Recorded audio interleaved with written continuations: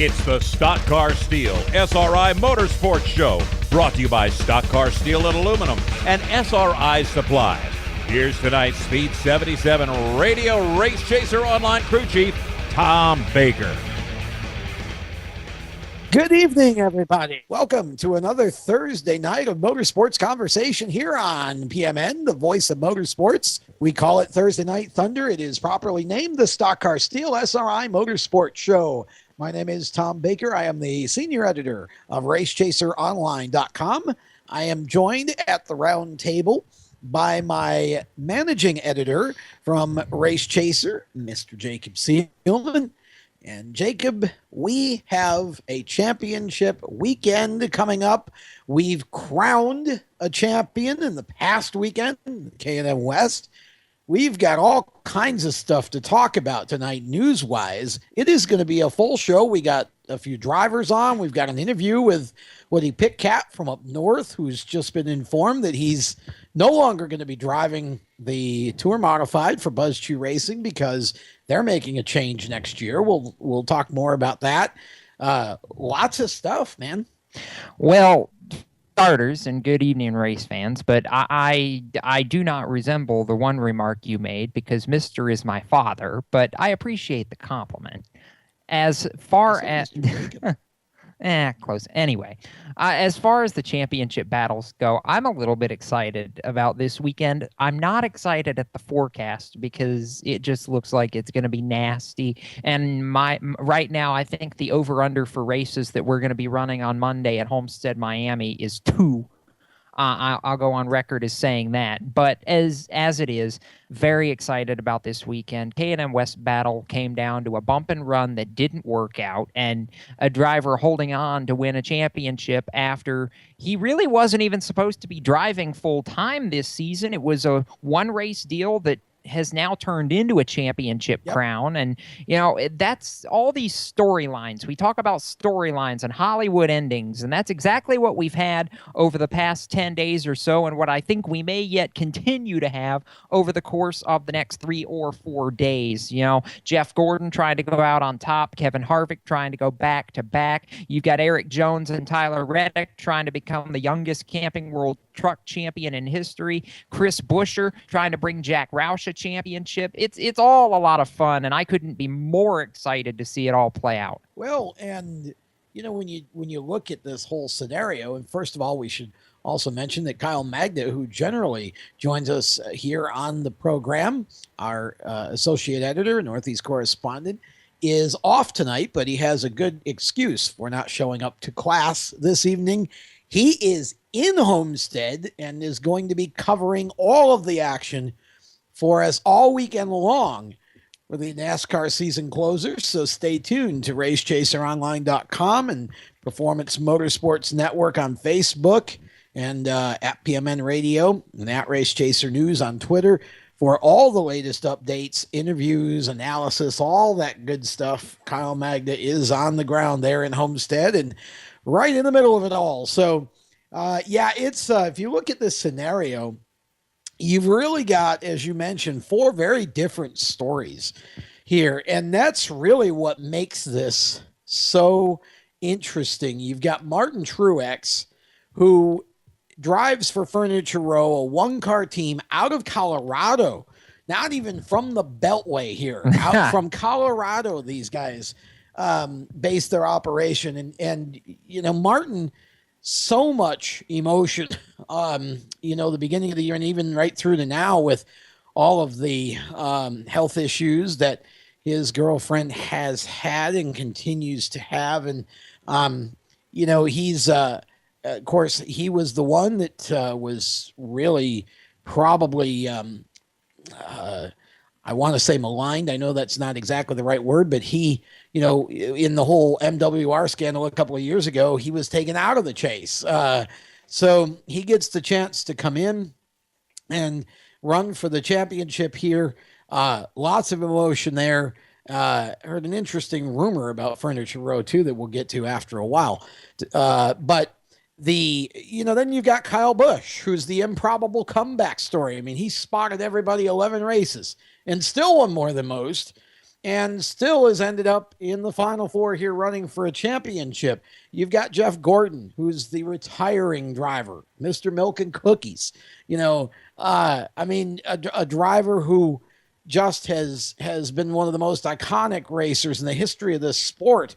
And running his last race, wins Martinsville, gets another clock, makes it in.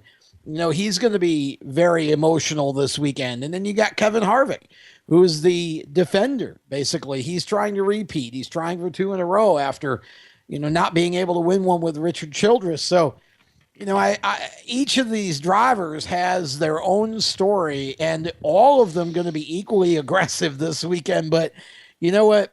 What's intriguing me the most here is that Jeff Gordon is the only one who truly has nothing to lose, Jacob.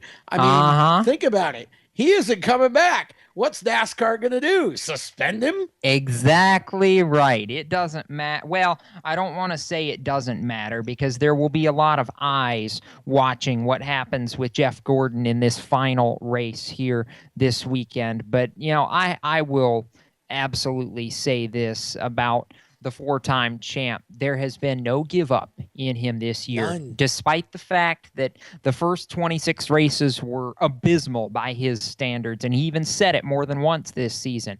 Comes into the chase, leads all 16 original chasers, in average finish at 7.7 over the course of the 9 races we've completed, tied for the most top 10s, 8 in 9 races with Joey Logano. The win at Martinsville, perfectly timed to get him to the championship round.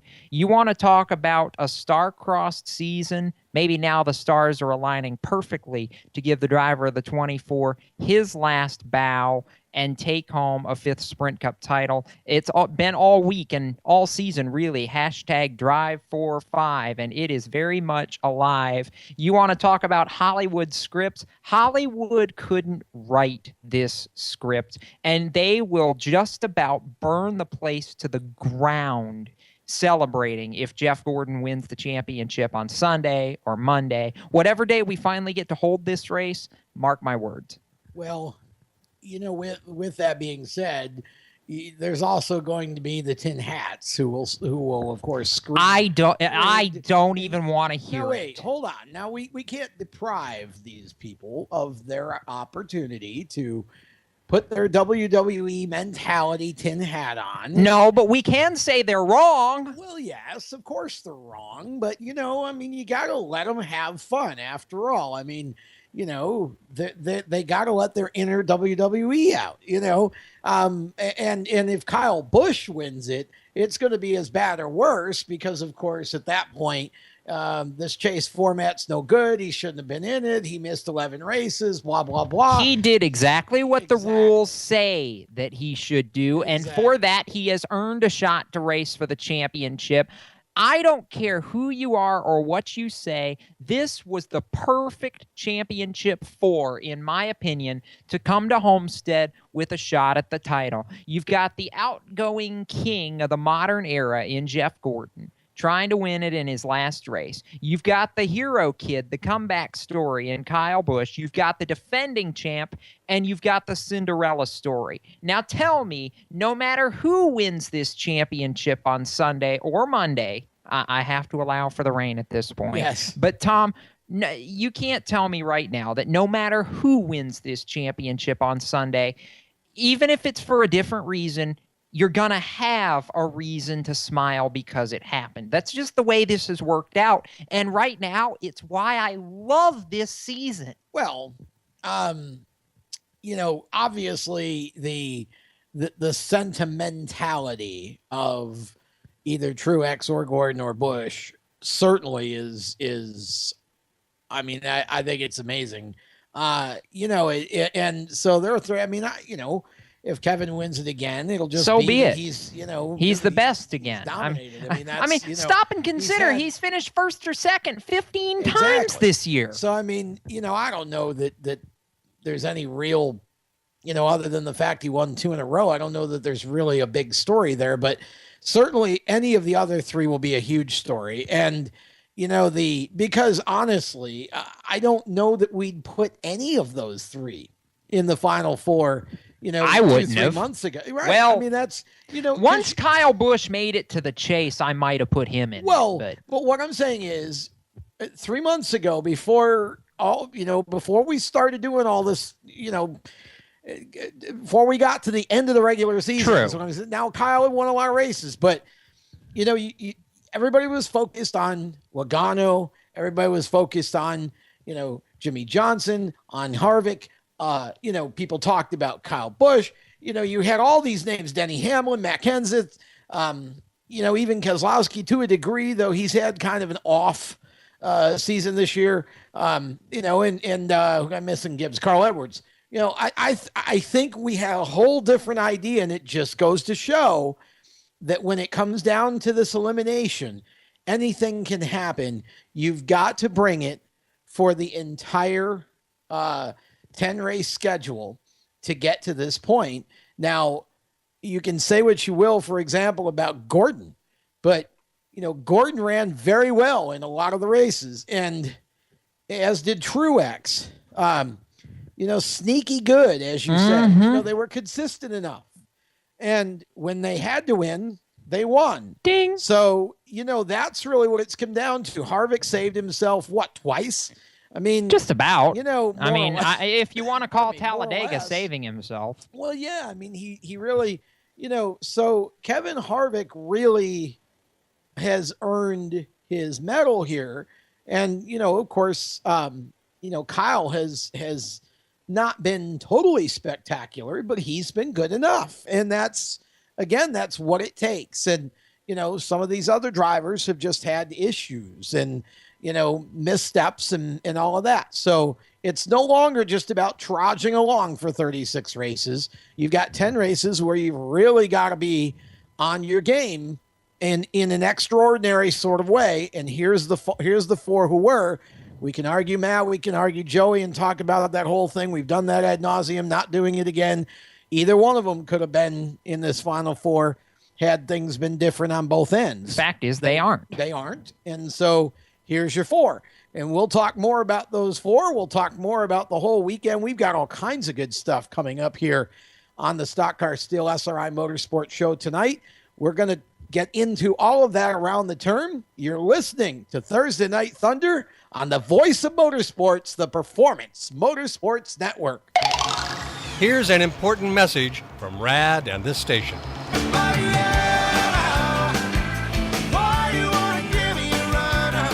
Hi, this is Bob Sheehan from Blues Traveler for RAD, recording artists against drunk driving. I like to party just as much as the next guy, maybe even more, but the one thing I won't do after I've had a few is get in the car and drive. Don't blow it. Always choose a designated driver. Remember, music lives and so should you. Motorsports sales professionals. Performance Motorsports is looking to build a team of experienced media sales professionals to represent our programming to the industry's top companies, magazines, and racing series. If you have motorsports sales or marketing experience, know how to work with agencies, understand social media, and are incredibly creative when it comes to working with clients and promotions, then we want to hear from you. Top performers are richly rewarded. Your imagination is the only limit here. Call 717-749-0444. That's 717-749-0444, or email us at scorpionradiogroup@gmail.com. You want to ask for Sue. You are a waste. A loser. Everyone hates you. Why don't you just stay in your car and keep driving? I'm serious. Drive until you run out of gas, then get out of your car and walk until you find someone who doesn't think you're dumber than bricks. Could take a while, but at least all that walking might burn a couple of calories. You may not witness bullying like this every day. Your kids do. They want to help, but they don't know how. Visit stopbullying.gov to learn safe, simple ways your child can help stop bullying. Be more than a bystander at stopbullying.gov. A message from the Ad Council. You own a performance car and you know how to drive, but you want to learn real performance driving. Well, Bunky, get that car off the street and onto the track. Summit Point Motorsports Park, the Mid-Atlantic's premier road racing facility, located just over an hour from D.C. in nearby Summit Point, West Virginia, is the place to go. And you'll find that Friday at the Track is going to give you what you need. For less than a monthly car payment, you can attend this regularly scheduled one-day instructional event in your street car on one of Summit Point's its 3 world-class road racing circuits. You'll receive classroom instruction, skid pad instruction in their cars, including front and rear skid control, and 4 20-minute in-your-car instructional sessions from a professional instructor. Have fun, go fast, and really learn how to drive. Call 304-725-8444 for class schedules and details. That's 304-725-8444. Friday at the track at Summit Point Motorsports Park. Let's go back to steel and aluminum stock cars and supplying the SRIs with Race Chaser Online Senior Editor Tom Baker and the Speed 77 radio cast. Steele, What? that was just awful. Well, that's close enough. I don't care. Welcome back to the Stock Car Steel SRI Motorsports Show here on the Performance Motorsports Network. Hey, it's got steel in it, Close so enough. Yes, yeah. That's right. Long as nobody steals his Bonomatic, Bob will be all right. Tom Baker and Jacob Seelman with you on this Thursday evening. Kyle Magda is off tonight because he is on the ground down in the great state of Florida, where he will be covering all of the happenings from Homestead for us this weekend. And we're excited about that. So he is digging as we speak and trying to see what he can find. He was in Hollywood earlier today, Tom. Hollywood, that's right. That's where they had Championship Media Day. I'm a little jealous. Yeah, that would be Hollywood, Florida. Yes. For those of you who are wondering, he did not board a plane from California, or California, as a former governor once called it. Anyway, there is a Hollywood, Florida. We're talking racing here on a Thursday night, along with the geography lessons, and talking about NASCAR, talking about Homestead, and talking about we've talked about the Final Four in Cup, but we've got 2 other series who are going to make championship declarations, I guess you could say. That's the word you were looking for. By the way, coincidentally, there are 4 drivers eligible in the Xfinity series too.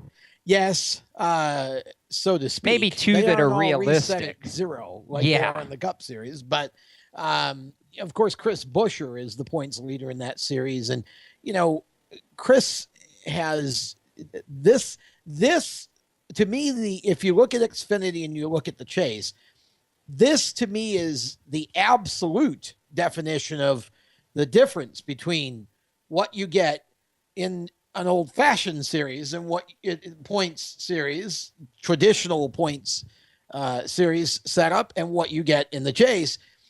Chris Buescher basically can win the championship simply by finishing 12th or 13th or better, something like this. He basically does not need to be fast enough to win the race. He can win the 13th or better. Yeah, he can win the championship simply by being good enough. Which is, again, for those who malign the Chase format, this illustrates the difference. On Sunday in the Cup race, you've got to beat 3 other people because you're at 0. Everybody's at 0. So you have to flat beat them on the track in order to win the championship. Chris Buescher all 3 of the other guys, Regan Smith, Ty Dillon, and Chase Elliott, can beat Chris Buescher, but as long as Chris Buescher finishes 13th or better, it doesn't matter. Exactly. So, we don't have to get into a whole long discussion about which is better. I'm just contrasting the 2 styles, and this is why I personally like the Chase better, because it's for me. I want that last race winner take all format. I don't want somebody to be able to just kind of walk into the title. Buescher has not been fast enough to win most of the races this year. He's been good enough to hang on to the points lead. I don't want to malign him. I don't want to take away from what he's doing. Just saying, again, I want the fastest guy. I want the win to be more than anything. And so that's why I like the Chase. I understand why others don't, because, it seems, Jacob, like it kind of punishes in a way the first 26 races. But to me, exactly, to me, I like the chase because I want the end of the year to mean something. Than it does here. Listen, I want the end of the year to mean something too, but I also want the entire body of work to mean something. There's a difference to all that. So it's one of those scenarios where you stop and consider all this, and I don't know that you're ever going to have a scenario that pleases everybody, which, is what these fans want. And you just can't always make that happen. But as it is, I'm perfectly okay with it being the way it is right now. God bless Chris Buescher. He's driven his rear end off most of this season. Happy for him to see him win.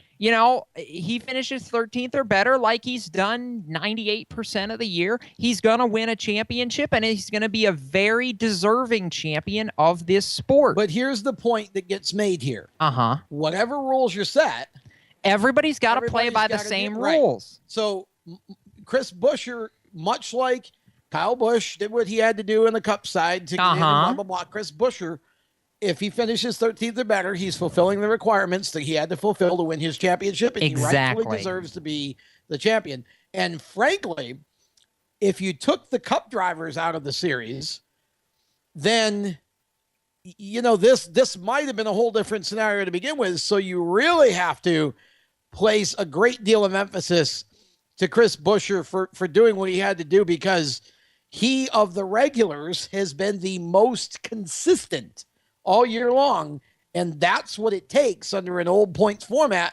You've got to be more consistent than everybody else. The most consistent guy wins, and that's Chris Buescher right now, and I do think he hangs on, and I think he wins the championship.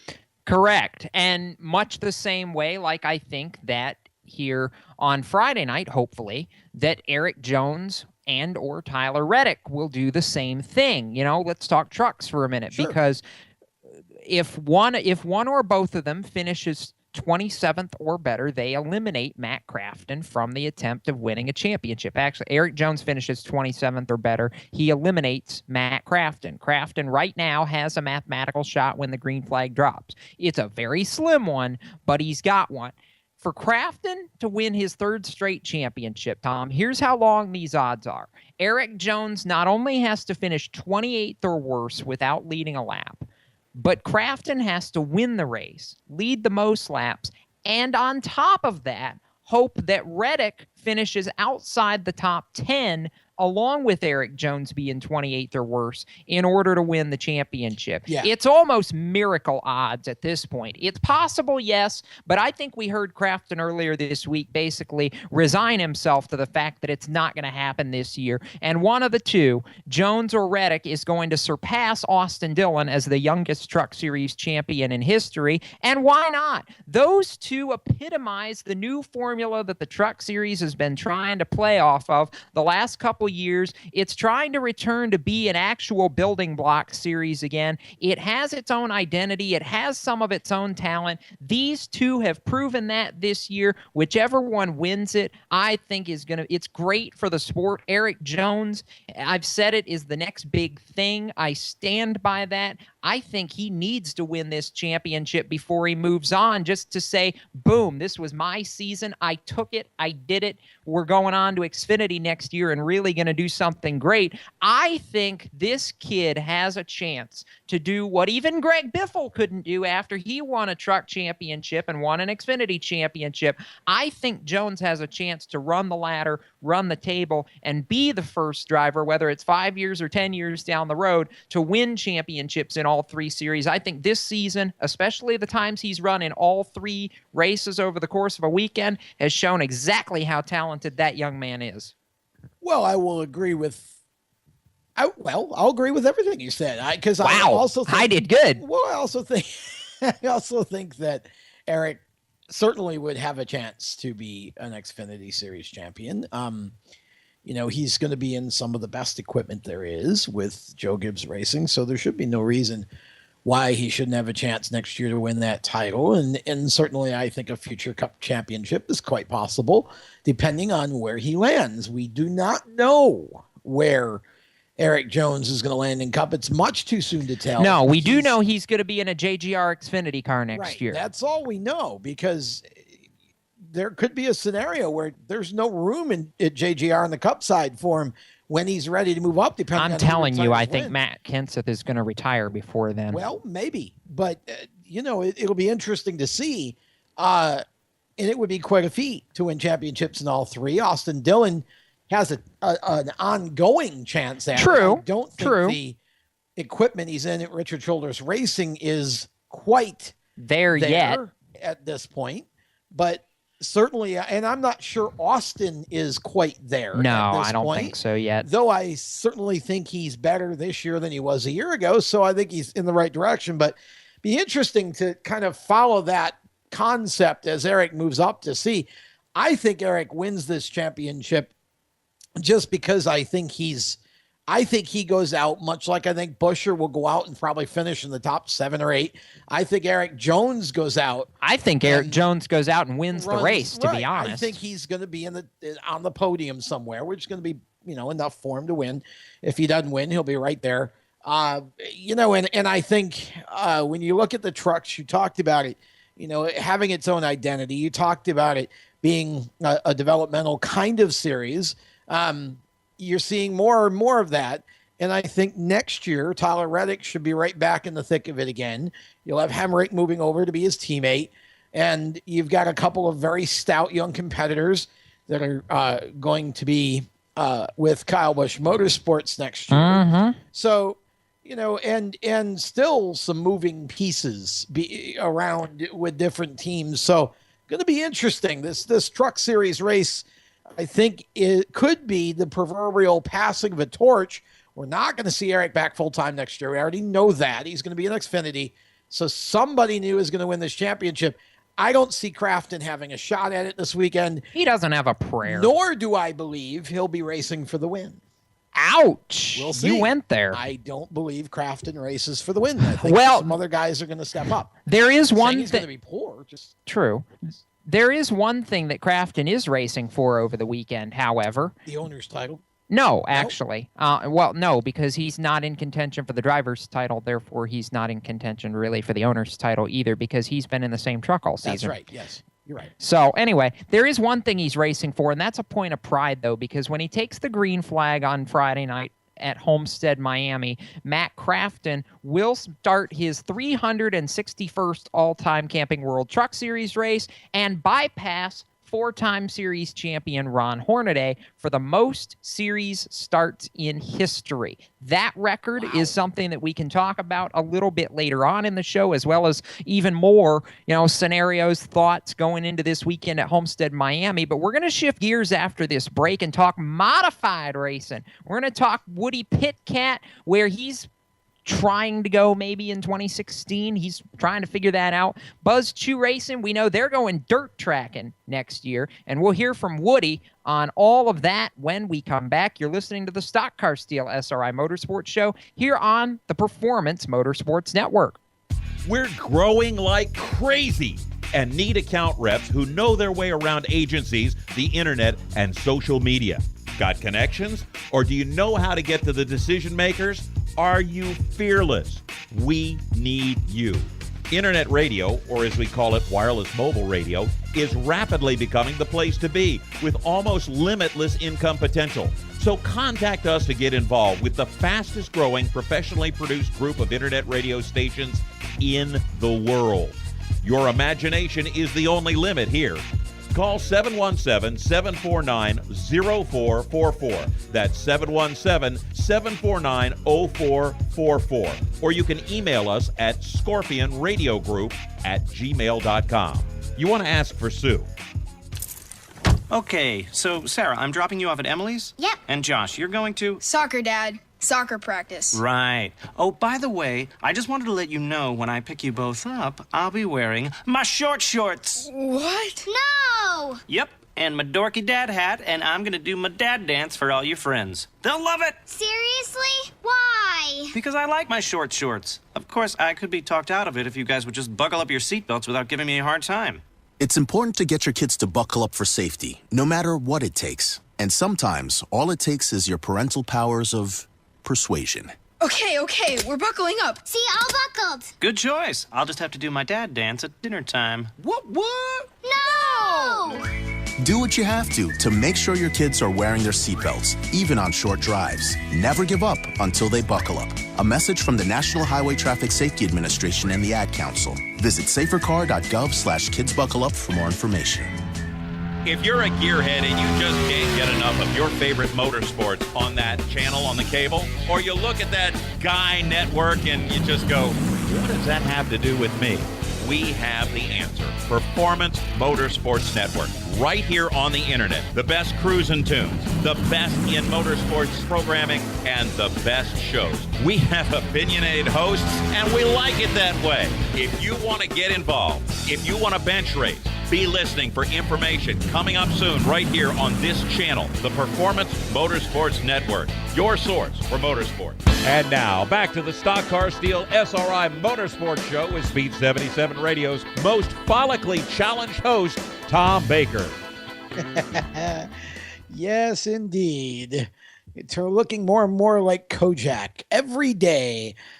Welcome back to the Stock Car Steel SRI Motorsports Show. Tom Baker and Jacob Seelman from RaceChaserOnline.com talking motorsports for about the next hour and a half. Kyle Magda off tonight so that he can be at Homestead getting all the goods for this weekend and keeping us all up to date on RaceChaserOnline.com and, of course, on Performance Motorsports Network, both on Facebook and at PMN Radio on Twitter.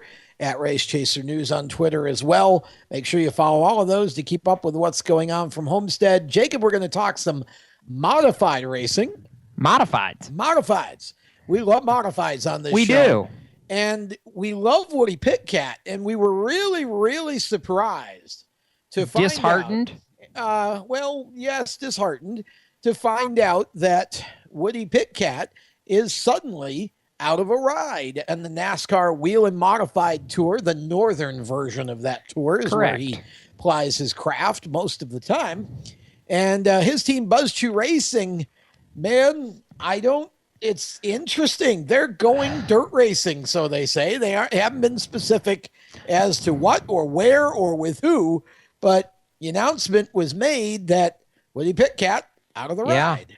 Yeah, and I don't know that a lot of us really understand this. I don't even know that Woody, when he talked with us earlier today, really understands exactly why and where all this is going. But it's a situation where I think we're kind of learning it day by day. We learned a lot earlier this afternoon, and by virtue of that, we're going to share a lot with you right now, race fans. Our Race Chaser Online New England correspondent, Kyle Souza, got a chance to catch up with Woody on the news that Buzz Chew Racing is going away from the Wheel and Tour on 2016, and you'll hear that right now. Let's throw it to the tape and hear from Kyle and Woody. Kyle Souza with Race Chaser Online, the Performance Motorsports Network. I'm sitting down this afternoon with Woody Pitcat, who finished third in the 2015 NASCAR Wheel and Modified Tour point standings and also won the Sunoco Modified Championship at Thompson and the Valenti Modified Series Championship this year as well. Woody, you got some news that you've been sharing over the past couple days. Can you first tell us how that came about and when you became aware? Yeah, basically Buzz just called me yesterday in the morning and informed me that, he's going to take a different direction next year and, do some dirt racing and stuff and, thank me for everything I've done for him. And that was pretty much about it. Unfortunately, it was kind of really a shock to me, but, I knew it was could be an option. He hadn't been, very happy here towards the end of the year and kind of waiting to make a decision. And then, he felt like he needed to make one. And yesterday, he gave me a call to let me know. So, it's unfortunate. We had 2 great years together and can't thank him enough, him and Brian, and, obviously the crew that's been together forever and Spot, the crew chief and everybody for, the opportunity and the hard work and dedication that they gave me throughout the 2 years. And, we just have to move on and, obviously wish them the best of luck with what they do. And you never know, maybe something will happen down the road. Crappy deal, but you just got to move on and see if I can try to find something, obviously to try to go out there and contend for a championship. I really thought that, these 2 years went really well, and I thought we'd really have a good shot at it going into next year. But, you just have to start all over again. And like I said, race to race, when things happen, I never give up. That's kind of been my attitude. And, I'm not going to give up now. I'm going to just try to see what opportunities are out there and make the best of them. Woody, you look back at these couple years with Buzz and the gang. What comes out to you as the biggest moment? I know your win at Stafford's maybe at the top of the list, but what's your best moment with that team now going into the sunset away from them? Yeah, I mean, obviously to get that first win on the tour was really special, and to do it at Stafford with the relationship that I have with the Roots and everybody and growing up in Stafford, and it being my hometown was really cool. But I have to say, going into Loudon, the first Loudon race in July, we had a really good car and the motor broke, and I actually saw, my brother-in-law win the race there. So, I was like, I didn't really care. I was going to victory lane no matter what. And to go there that day and be in victory lane with, my soon-to-be brother-in-law and see the emotion on his father, his dad telling him how much he loved him, and just the whole deal there was like, man, I really want to win a race at Loudon just because it was so cool. And then to be able to go there in September and pretty much dominate, at a restricted plate racetrack where you pass so many times per lap. You don't usually see that, going in there and being able to dominate and lead, 60 or 80 laps. So I'd have to say that was really, the big one to go there and win Loudon, and then obviously go there again this year with a brand new car and a new design that Billy Colton came up with, and those guys with the Trayer TA2 car, and go there and win, that All-Star event. It was really cool, and obviously, that Loudon and Bristol are pretty much our Super Bowls or our Daytona 500s of racing, for the modifieds, and to be there with the Cup guys and everybody there, everybody that's involved, and the home crowd coming up from Connecticut and stuff. That was really special. So there was obviously a lot of fun every race that we went to, and there's obviously a lot of good memories, but definitely Loudon sticks out. Woody, you go in now off the modified tour, at least at this point. You just said that you were looking to go back there, but in general, the 2015 season, I think for you, may go down as the best in your career, arguably. What did this season mean to you, and more so your family? You guys have a great establishment with all the cars that you're in. You're always in the front, and what did this year mean to you to win 2 championships and be in that wheel and tour fight right down to the end? Yeah, obviously it means a lot. It's really a special year. I felt like when the season started, I was pretty much doing whatever I could to put myself, in the best situation to go out each race that I raced and perform to the best of my abilities. I went to the gym more, concentrated more on that and concentrated on eating better and, just being more focused and giving back better information, better feedback to my crew chief, to give that, to let them make the right adjustments, to go out and contend for wins or really good finishes. And, it was just really, it's unbelievable to see, we had, I think, something crazy like 8 or 9 seconds out of 14 races, 2 wins, or 1 win, but we obviously the All-Star races, a non-points race. But some of those races that we finished second, if we had something fall a little bit differently, it could have been wins instead of seconds. We were just really consistent, and obviously it showed, looking at Doug and Ryan having, 5, 6 wins, and us only having 1 and still being in contention to win the championship. So it just showed how consistent we were, how well of a team we were, and really, if it was any other year, running that consistent, we probably would have been the champion, but it just didn't fall our way. Everybody else stepped up their game.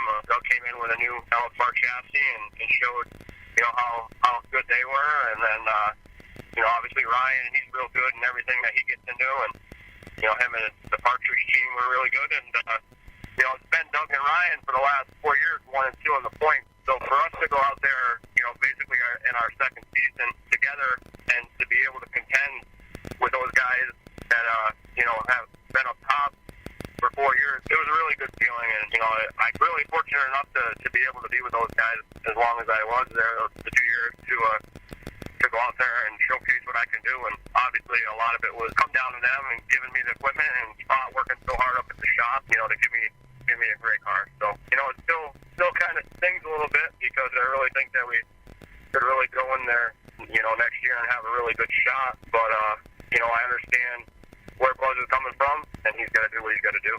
Well, and, it's an interesting situation there because, as Woody just said, Buzz has got to do what he's got to do with the team. And now Woody's got to do what he's got to do. Yeah, and, The interesting thing now is, where does Woody land for 2016? I mean, I can think of a few potential opportunities that maybe could happen for him in terms of, teams that you look at a team like, maybe the 3 car, if they were to decide the Bowler team to the tour, or if Priest leaves, the 6 car would be an interesting option. Yeah, I understand that Eddie Partridge has said he doesn't want to field that team if he doesn't have Priest, but gosh darn, I don't know that he was really figuring into the mix that Woody might be available. So if Priest goes cup racing next year with the 98 team, maybe Eddie looks at this and goes, okay, so we have a Ryan Priest caliber driver available. Let's snap him up. I don't know exactly how that looks. Of course, you got to consider Bobby Santos's team, the Tenio Motorsports team, just purchased all the assets of the 22 team. Car, yeah. So there's a chance. Yeah. There's a chance that they could field 2 cars next year. Maybe Woody lands there. I don't know. There's a lot of time between now and April when the Icebreaker 2016 kicks off. I started to say April 11th. I think that was April 10th. I think is going to be the date for the Icebreaker at Thompson. So, we look at that, Tom, and there's a lot of questions to be answered, but I think in a way it may be a lot of good questions. I don't think we've seen the last of Woody Pitkat on the Whelen Tour for 16 yet at all. No, not at all. I definitely don't think that we've seen the last of him. It's way too early to go down that road. Still plenty of time for something to come together. It's probably good if it was meant to happen now, or meant to happen. It's good it happened now, and the announcement was made now. So Woody had the entire off season basically to come up with something else to drive in 2016.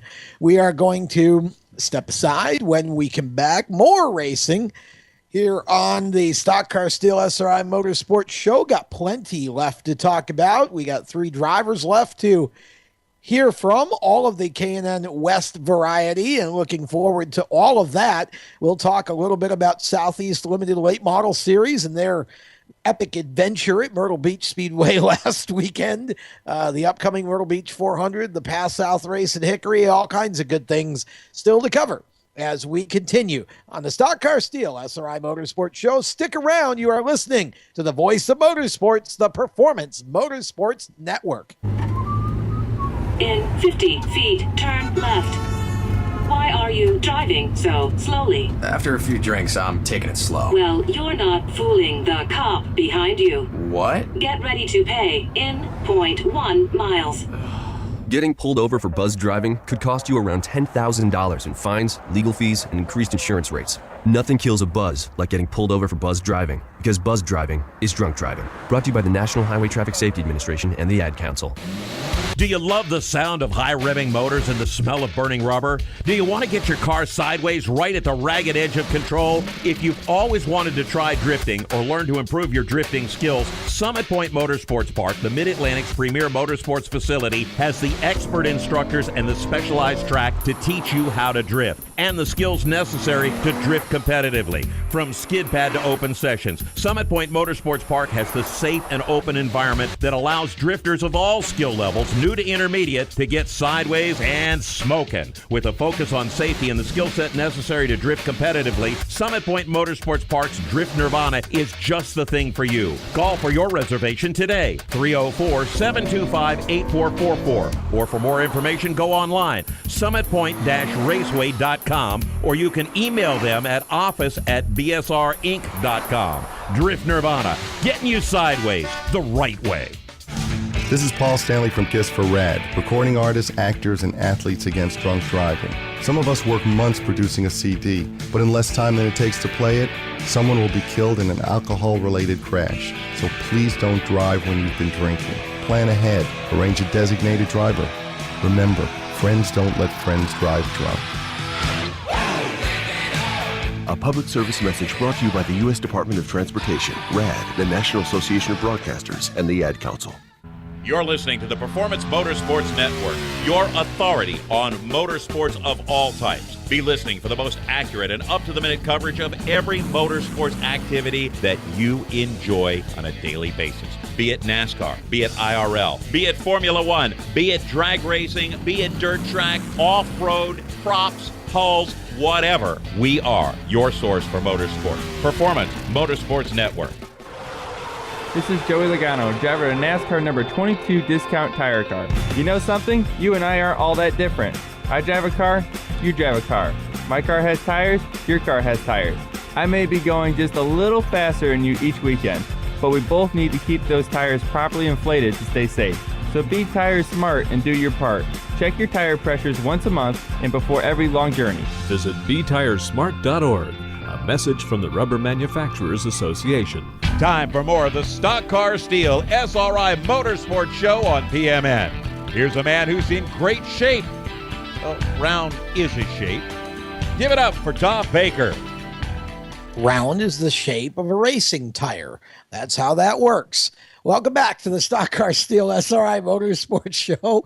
Well, I gotta make up something, Jacob. Tom Baker, along with Jacob Seelman. RaceChaserOnline.com is the website. You should stop by there each and every day. We've got all kinds of unique content going up, audio, interviews, all kinds of things. Got the full-length interview with Woody Pitcat on the site as we speak. So go to RaceChaserOnline.com or visit us on Facebook at RaceChaser Online for all of the Woody Pitcat audio, courtesy of our New England correspondent Kyle Souza, along with a feature story to go with it. It is up there as this show airs right now. Jacob, the Southeast Limited Late Model Series ran their season finale at They did. Myrtle Beach Speedway last weekend. Mm-hmm. They have two divisions in that series. They have a Challenger division, which is basically for beginner limited late model racers, and the Pro division, which is for the more veteran of the group. And then the Southeast Super Truck Series. That's a mouthful. It's a mouthful. I forgive you. I wanted to say it correctly. Was also on that card. Now, the Southeast Super Truck Series has no correlation to the Southeast Limited Late Model Series. They just sound similar in the names. But they were all on the card last weekend. The Challenger Series event went fairly well. Justin Fontaine got the win, but then got disqualified. I was going to say, he got the win until he didn't. He got disqualified on Friday night in post-race because one of the rules about the Challenger division is that you cannot run in that division if you have won a late model series race somewhere else. Fontaine had won a race at Kingsport Speedway earlier in the year, and the team failed to tell the series that they'd won it. Yeah. So they were disqualified from the Challenger race. The winner became Cole Glasson, a young racer who would go on to win the Super Truck race the next day with a brilliant move in traffic to take the lead late in the race. And then he and the second place truck got disqualified for various and sundry infractions. Then the Southeast Super Truck Series issued a statement the next day, which now we are talking about Sunday, I think, or Monday. Monday that basically said Cole Glasson should have never been disqualified. He fit all the rules. Yeah. So you can see how this is setting up now. The Myrtle Beach staff, which basically was operating the race events all weekend long, didn't have a great weekend. The Pro division is where the figurative wheels really fell off. The whole race car thing. This was a 100-lap race. This 100-lap race started 40 cars. It took 2 hours and 15 minutes to complete, 23 caution flags, a fight, literal knockdown, drag-out fight between two spotters in the spotter stand. On lap 95, with just 5 to go, we had a red flag, and the cars were stopped on the front straight directly in front of all of us, and the leader's crew decided they would, in Sterling Marlin fashion, no less. Sterling Marlin fashion, decided to come out with a fuel jug and try to refuel the car. Track officials started shooing him off the track and then black flagged the winner, and the crew chief begged for forgiveness by It doesn't saying, work like that. I hate to "We say. didn't get in there." Well, yes, you did. I watched it. But anyway, he was black flagged. And so when all was said and done in that race, and most of the equipment that started it was beaten, battered, or how do you say it? Scattered, smothered, and covered. The winner was young Dylan Hall, who did an outstanding job really battling with the guy whose crew decided to refuel the car. And Dylan ended up getting the win. It was insane, Jacob. And nobody should hear this and blame Ed or Kelly Cox from the Southeast Limited Late Model Series. They had nothing to do with the operation of the race. They simply put on the show, set it up, organized it. The track officials from Myrtle Beach were the ones who were responsible for everything that was going on, and the drivers just were awful. I mean, there was no respect being given among the drivers. They were passing each other under the yellow at free will, basically, with no reprobation from the track officials. It was just pure insanity. It was the craziest thing I've ever seen. I really hope that, considering we're about to run the rest of the whole speed week at Myrtle Beach this upcoming weekend, tomorrow, which is Friday, Saturday, and Sunday, the Myrtle Beach 400 weekend for the late model stock cars, I certainly hope they do a much better job of operating that show than they did this last show, because it was about the most, it was really, somebody made the point that it looked like a 100-lap hooligan race, and that really about describes it pretty well. Oh, boy. When you told me this the other day, I literally said to you over the phone you were crazy, and then you told me you weren't kidding, and I'm like, oh, boy. Yeah, when you hear the details, I mean, it seems bizarre, and it is bizarre. You and could it's like, make it up. You can't make. I could never have written that script. As I said about Homestead, as I said about Homestead earlier today, Hollywood couldn't write this script. No, I mean, it was just, and again, I want to make it clear that really the ones that fall with the drivers, but at the same time, the track's got to exercise some sort of control over all this craziness, and they never did. It was just really a free for all. It just really shocking, honestly, to see how that all worked out. But congratulations to Dylan Hall. We're going to. We won't have a show next week, obviously, because of the Thanksgiving holiday. But when we come back in 2 weeks, the game plan will be, we hope to have Dylan Hall and Cole Glasson both on the show in 2 weeks to talk about things from their points of view. But there was some great racing in between all the madness, but in the pro division, it was more madness than anything else. And it got to a point where it was just like, wow, can we just get this over with already? Yes, please. It was, it was just insanity. So let's hope they do better this weekend. A great field expected at Myrtle Beach. And some top stars in the late model stocks. They had 75 limited late models between the two divisions last week. I think there were over 30 trucks as well. And this weekend, I would expect probably 40 or 50 late model stocks minimum to try to qualify. So should be a great show, Myrtle Beach Speedway. If you're in the area, go out and catch it. Again, we just observe here, but we hope that it's going to be a whole lot better than last weekend. And we certainly know that it's going to be some great racing. There's another big race coming up that you and I are going to be involved with this weekend, though, we're really excited about. Pass South finale, Indeed. 4 drivers mathematically eligible, probably 2 that are realistically eligible, though when you look at the field for this weekend, all of a sudden, Zane Smith finishing 9 spots ahead of Tate Fogelman for the Pass South Championship doesn't seem as far-fetched as it once did, because, Tom, I think we're going to have close to 30, if not a few more than that. I think so. Yeah. Super late models on hand this weekend for the Mason-Dixon Meltdown 200.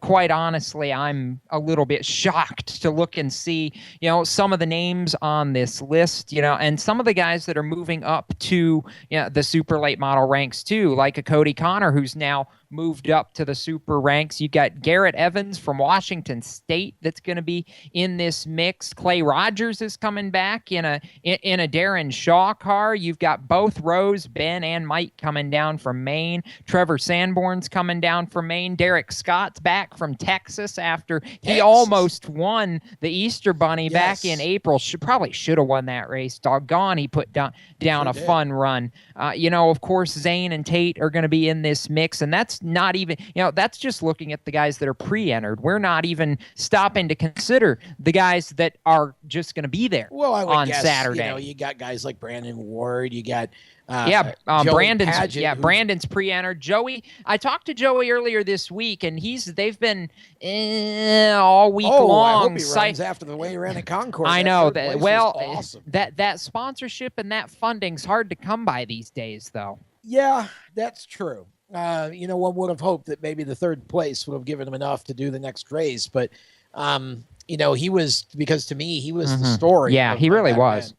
He really was. And just to clarify, 20 cars right now pre-entered. Yeah. As of yesterday for this surprising. event, and I think there will be 10 to. You stop and consider Trey Gerald is probably going to be there. He's not on this list. A few others that are in the mix yet, and I think we're going to see about 30 cars, if not 31 or 32, come Saturday afternoon. And it's an early start, qualifying at 1:30 for the Pass South race, racing at 3. Tom, and coming up around the turn here, we get to shift gears and go to the second half of our show, and boy, do we have a treat in the second half. All you West Coast fans, stand by, because we're going to cater to your set when we come back and go into hour number 2.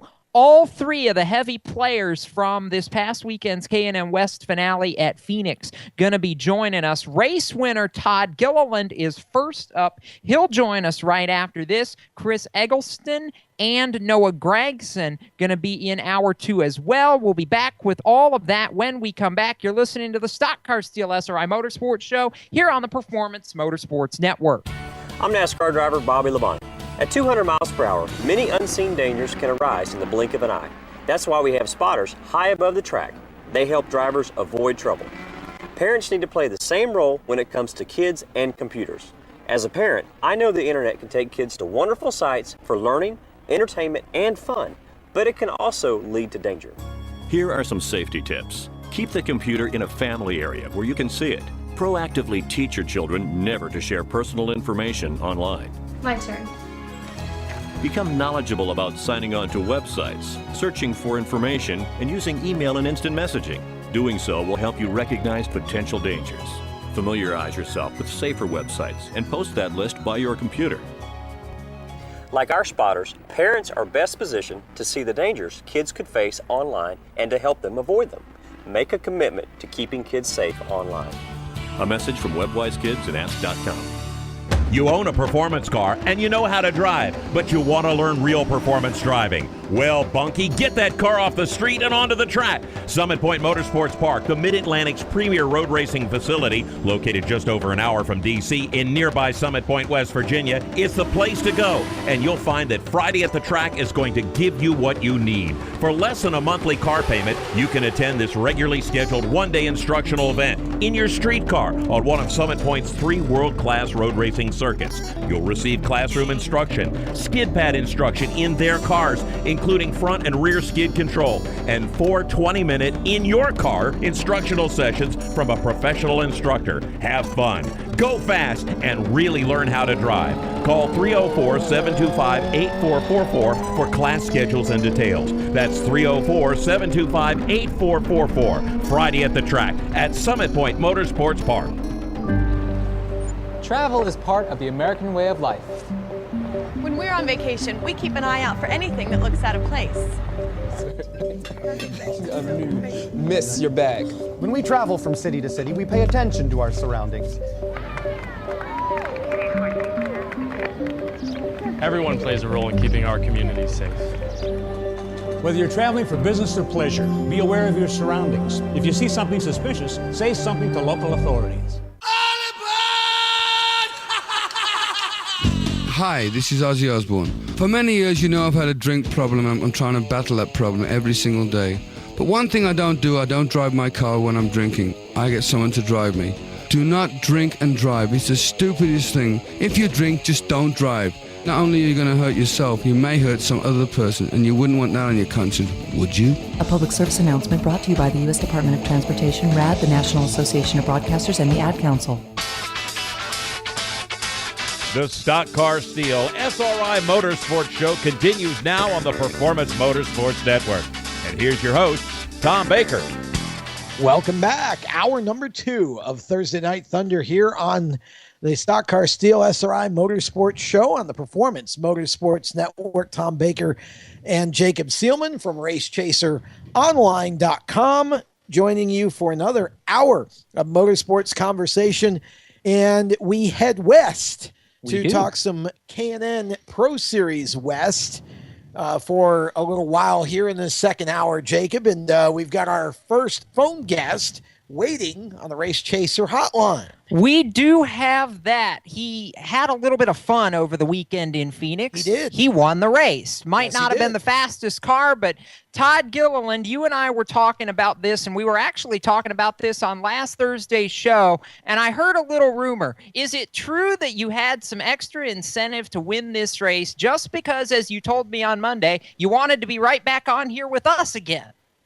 Exactly. There's always an extra incentive when I get to talk to you guys again. He lies so well, doesn't he, Jake?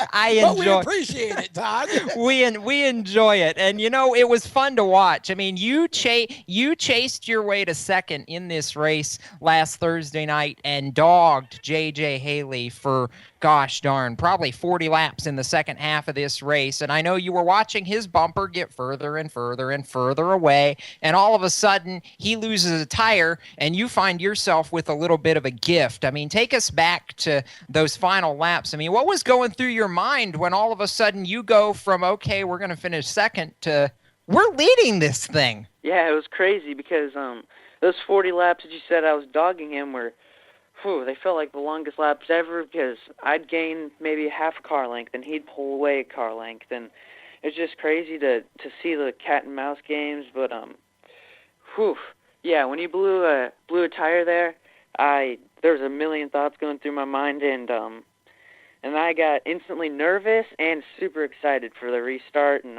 just the possibilities. Oh, man, the possibilities were endless at that point, and you go on and win the race. And let's look at this. That's your third series debut that you've won this season. You won your first ARCA start. You won your first Cars Tour start. You won your first K&N West start. What is this about go to a division the first time and win it? You know, it seems like you're so good at that, and I don't know that any of us really understand why. What's your secret?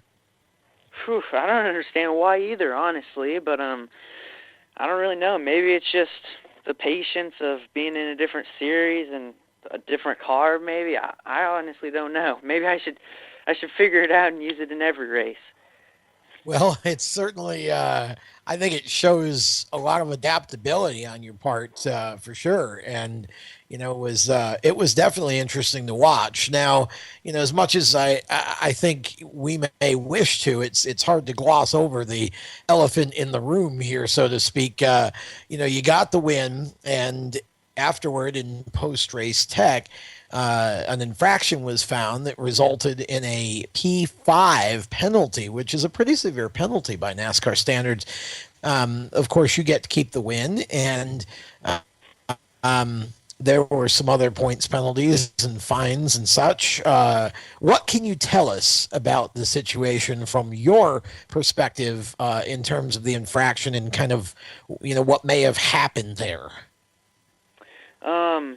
Well, you know, I'm just a driver, and I don't know. There's really not that much to say, but it was the oil tank cover lid that came off, and I hit the wall pretty hard with about 14 to go, and we think that's when it came off, but you never know. And it was obviously a mistake on our parts, but glad we could keep the win and learn from it. You learn from it, and I think, honestly, you end up surprising, Todd, a lot of people with everything you've done across all the series you've been in this season. And, it seems like we talk about you having these wins in these different series, but at the same time, you haven't necessarily made a ton of cumulative starts this year. You've had success everywhere you've been, but maybe the number of starts hasn't shown exactly how good or, how much you've actually done this year. I mean, going forward now, kind of looking towards 2016, does the run at Phoenix give you some optimism going into next year of maybe getting some more starts in the divisions that you're looking to run? I know you'd really like to run a full season of K&N if the opportunity was there. Yeah, and my dad's always said we want to race quality races, not just however many races you can race. So I think we definitely take advantage of the races that we do run, and definitely put our best foot forward for all those races. And yeah, we're working on a full season for next year. We should have some exciting stuff soon. We're looking forward to it, and we obviously hope that we can get you back on to talk about the news here as soon as you've got something to talk about. And the weekend was special not just for you, but for the whole team you were driving for in Bill McAnally race. And how big was this, not just for you to get the win, but for your teammate Chris Eggleston to get the championship? And I'm sure between you and Bill and all of this going on over the course of the night, Thursday night, it had to be just completely electric with everything going on across both teams. Yeah, I talked to Bill after the race, and I have to imagine that it was one of his most exciting weekends as an owner, with a win, a third place, and a champion. So doesn't get much cooler than that. No, it really doesn't. And I know for you it didn't get much cooler than having both your dad and your grandpa in victory lane with you, both of whom had won West races before at Phoenix. And I know I heard you say in victory lane that this was the second race your grandpa Butch had been to all year long. I mean, how important was that for you guys as a family to be able to celebrate it together? And even your dad, who said he's doing stuff I wasn't even doing at that age. Yeah, my dad said a bunch that he wasn't even driving when he was 15, and I don't know, it's just I'm really lucky for all the opportunities I've had, but we just got done watching the race actually on NBC, and it was really cool. It showed my dad winning and my grandpa winning, so yeah, it's just crazy the history that my family's had there and everything that really they've kind of raced. As quickly as everything's happened for you this season, Todd, I mean, was tonight maybe the first time you actually had the chance to kind of sit and literally watch or kind of come to grips with the fact that you're a third generation winner in your family, and was that maybe the first time you really had a chance to slow down and stop long enough to even think about all of that? Or have you been kind of aware all year of your situation? Because I mean, you've just had so much success so quickly, and you're such a talented young driver and a humble young man. It's been pretty amazing, honestly. Kind of seems like it's all been a bit of a blur. Yeah, it really has. Ever since pretty much the ARCA win, we've been running. We ran Martinsville, and we were successful there, and then had some misfortune at the end of the race, but and then come out there to Phoenix and have the excitement that we had there. So it has all been a blur, and we've been really focused on all our race cars still, and yeah, it's been crazy. You haven't really had time to sit down and really think about any of that. And just really quickly, I know you've got sponsors to thank, and we'll get that in just a second, but I want to ask you one more real quick question regarding the late model program. I know you guys have been keeping up with that all season long, and you've really been mentoring some of the younger guys that you've put in the late model when you've not been in it. Talk real quick about what that program is going to look like in 2016, and if we can expect you behind the wheel for any of those starts, or if you're basically going to be helping out some of the other guys that hop in it. I feel like 2016 should be a big year for Divigaland development, like the driver development deals. We'll see what really comes about all that stuff. I still plan on running probably 20 late model races. We'll see what happens, though. You never know. Just like this year, we only planned on running late model races. So you never really know what'll come up. No, you don't. It's definitely been fun to watch, Todd, and I know that comes with a lot of supporters, a lot of people to thank, obviously. You know, your family's been a big part of it, but who else makes it happen for Todd Gilliland? I definitely got to thank my family first, and my crew chief, Chris Lawson, and Seth Smith, Frontline Enterprises, Toyota, Bill McAnally Racing for all their support. Todd, congratulations on an outstanding season to date, and we certainly wish you the best going forward, and look forward to the next time we can chat with you, hopefully when you've got something more to tell us about 2016. Perfect. Hopefully I get to talk to you guys soon. All right, that's Todd Gilliland. Jacob, he went into a late model season, and ARCA and K&N wins broke out. Yeah, I know. That works. That is kind of how that worked. It's amazing, really. I tell you what, it's always a pleasure to have him on and be able to talk with him. He's just an extremely well-spoken kid. He gets it. His dad has kept him extremely grounded, I feel like, in everything he's done, and, you know, just carrying on the family name. It's been fun to watch, and a completely different story than the one we're going to talk about coming up next, because the other side of that coin, his Bill McAnally Racing teammate Chris Eggleston going to join us, and his deal was a one-race deal in the West Series turned into a championship run, Tom. So we get to talk about all that coming up around the turn. Eggleston, the champion of this year's K&N West Series, and you'll hear from him when we come back. You are listening to the Stock Car Steel SRI Motorsports Show here on the Performance Motorsports Network, the voice of motorsports. Parents, your son or daughter has had their license for a while now, but you want to make sure they're prepared for any situation they may face on the road. High school driver's ed doesn't teach them to drive defensively. They need to be prepared for any highway emergency. For less than a month's insurance, and a whole lot less, BSR instructors at Summit Point Motorsports Park in nearby Summit Point, West Virginia, will teach your son or daughter how to respond instantly and positively to unexpected situations on the road.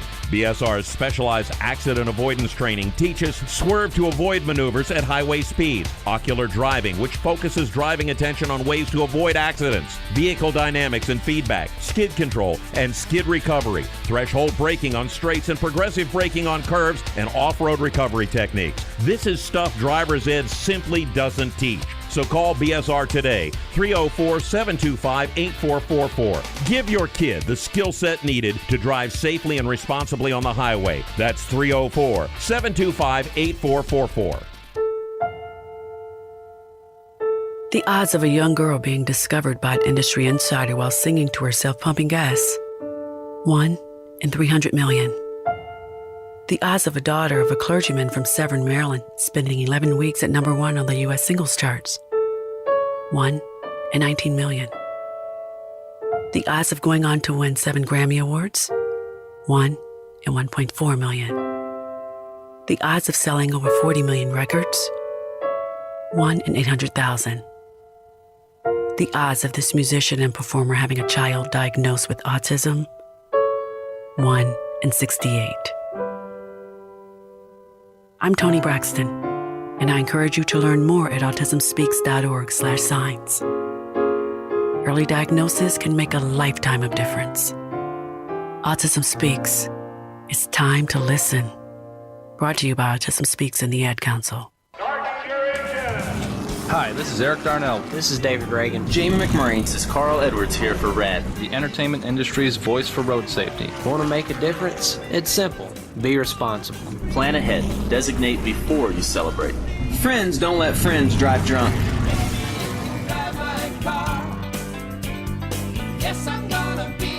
A public service message brought to you by the U.S. Department of Transportation, RAD, the National Association of Broadcasters, and the Ad Council. You're listening to the Performance Motorsports Network, your authority on motorsports of all types. Be listening for the most accurate and up-to-the-minute coverage of every motorsports activity that you enjoy on a daily basis. Be it NASCAR, be it IRL, be it Formula One, be it drag racing, be it dirt track, off-road, props, hulls, whatever. We are your source for motorsports. Performance Motorsports Network.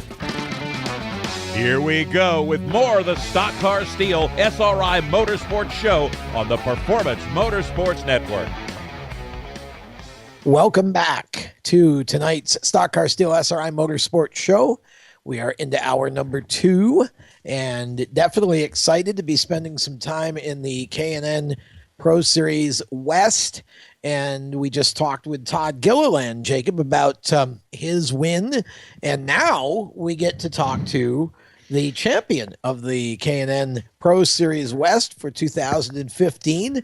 And in many ways, the story is just as improbable, but that's why they run the races. We love this kind of stuff. Oh, I love it. And, I love the enthusiasm when I talked to him earlier this week about coming on this show with us. And it was fun the last time we had him on, so we'll do it again. Welcome back, Chris Eggleston, to the Stock Car Steel SRI Motorsports Show. And Chris, gosh darn, a year ago around this time, we were talking about you just coming off your first K&N West start for Bill McAnally Racing and winning at your home track at Colorado National. Here we are a year later, and we're talking about you celebrating a championship. You talk about a 13-month whirlwind. Have you finally gotten a chance to even begin to process what all's happened yet? Or is it still kind of that riding on cloud 9 sort of scenario for you guys? Because I know you never expected this. Yeah, sure. I mean, there's definitely a lot of emotion going on. First off, thank you guys again for having me on your program. And as you mentioned, 13 months ago, who knew we would be put in this situation and have the opportunity to turn a once-in-a-lifetime opportunity into, a championship here in the K&N Pro Series West.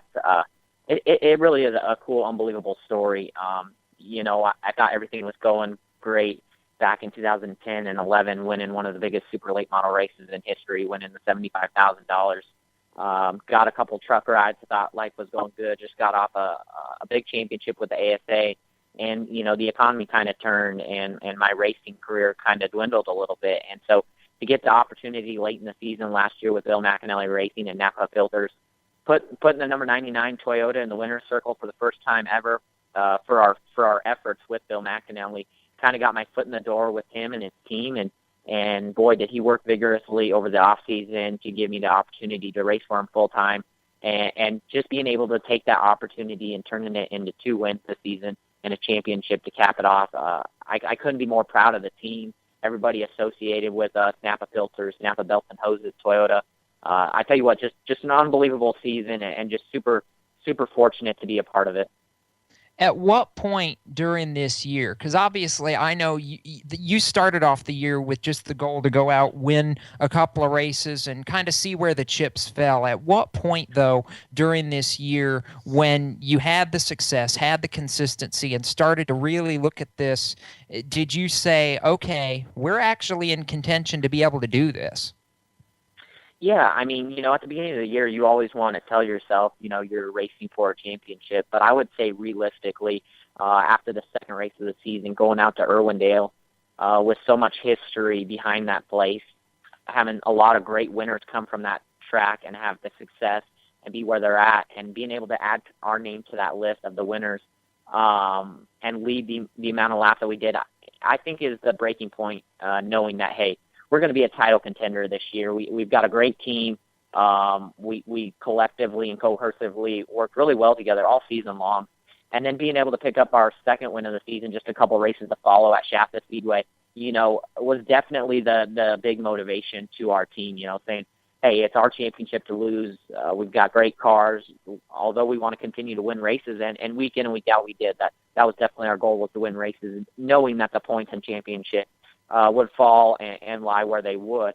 But at the same time, after that second win, we did everything we could not to put ourselves in a situation where, it could hinder points, or whatnot. But again, week in and week out, we went for wins, and we came up short on a couple races. Kind of a Cinderella story, going out to Irwindale and winning on Ryan Partridge's home track, a title contender throughout the year. And then him coming to my home track at Colorado National Speedway and him defending me off for the win. It was kind of cool, So it's races like that you'll remember, and some of those races that kind of slipped away as wins. But at the same time, to sit here as champions in 2015, I guess you lose sight of that and realize everything was meant to be for a purpose, and just really cool to sit here as champions this year.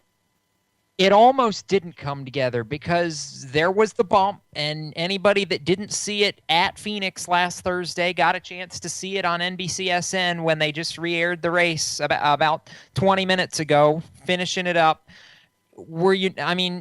Take me back to the last lap, going into 3 and 4. I know you said at the time you didn't know exactly where Noah was back there. You knew he was close, but did you expect necessarily him to try to win it quite the way he tried to win it? Because I know we call it a bump, but you watch the video, it was almost a little bit more than a bump.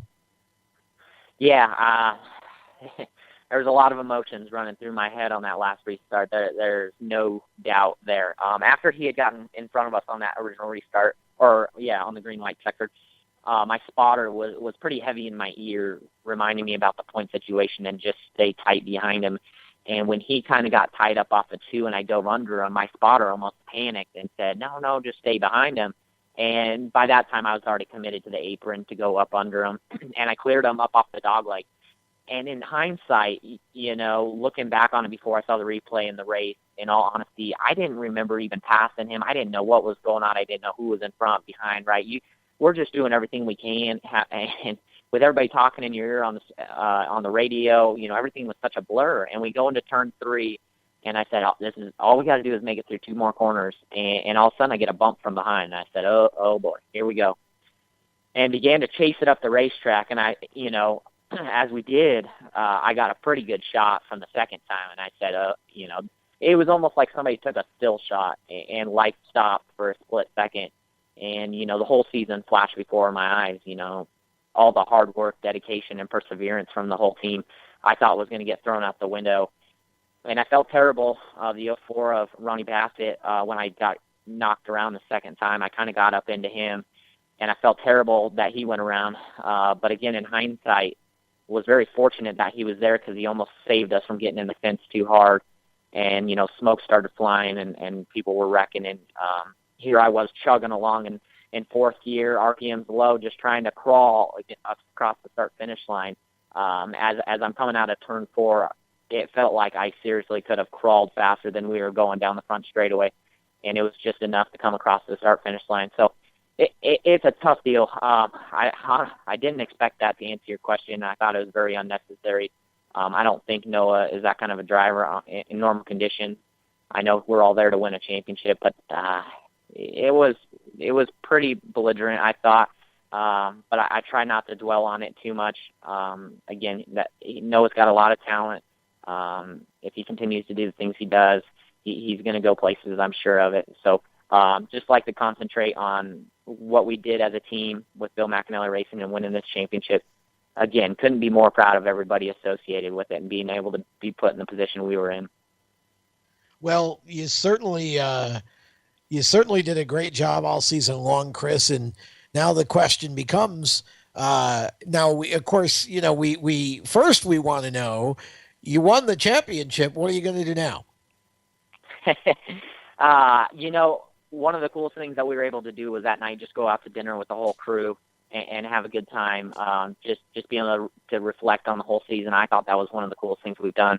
Obviously staying for Phoenix weekend and kind of networking with others and getting to spend some time with some great people in the Napa hospitality. In all honesty, I kind of forgot what my couch felt like for a minute. Not only racing in the K&N Series, late model racing throughout all year, it kind of got to be a busy season. Working full-time, trying to get race cars built, done, and like I said, travel. It's kind of nice to be home for a little bit, and although that may be nice for a week or so, I'm sure that'll change, and I'll definitely be eager to get back into a race car. So really looking forward to seeing what 2016 brings. Like any race car driver, can't wait to get back into a race car, as that's kind of all of our safe haven spots. But at the same time, definitely want to take the time to live in the moment, because this was a huge milestone in my racing career, as well as my whole family and everybody that supported me. It's really cool to bring such an accomplishment back to Colorado a great state that loves their racing, that probably doesn't get the notoriety that they deserve. And so it's really cool to bring that back, and also to give Bill McAnally a sixth championship, and have him be able to bring that back to Roseville, California. So very, very cool moment for everybody. Well, that was a really, really cool answer, Chris. But the answer I was looking for was, I'm going to Disney World. I can't believe you missed that opportunity. I know, Chris, and I apologize.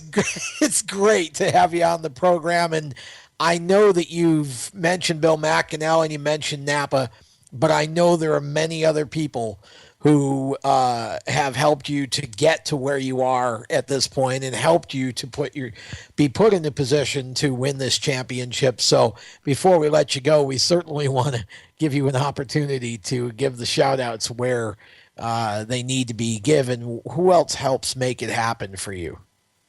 Yeah, and I appreciate that opportunity, in reality, to give you the full name, of everybody. It would take hours and hours for the amount of people that have helped get me to this spot, and it couldn't be without a lot of the great fans and loyal support that we've had from Colorado, the support from Napa Filters, Napa Belts and Hoses, Napa Batteries, NGK Spark Plugs, Valvoline Oil, Trico, everybody over at Bill McAnally, Bill, the team owner himself, for giving me this opportunity and letting me, giving me a chance to prove what we can do, and what a great way to do it in our rookie season together, to give him his sixth championship. Obviously, my mom and dad stuck behind me through thick and thin. Ever since I was 5 years old and started racing, they would do anything to help me progress in racing, and what a great way to do it. H2O Fire Protection, my wife, who's been with me now 10 years supporting me in racing, I couldn't thank her enough as well. And just all my buddies and friends back here at Colorado that continually cheer me on and give me the support that I need to keep the perseverance that I need to keep going. Real quickly, Chris, I know you mentioned hopping back in a race car for 2016. Does that plan involve Bill McAnally, or have you guys even had that conversation yet? Kind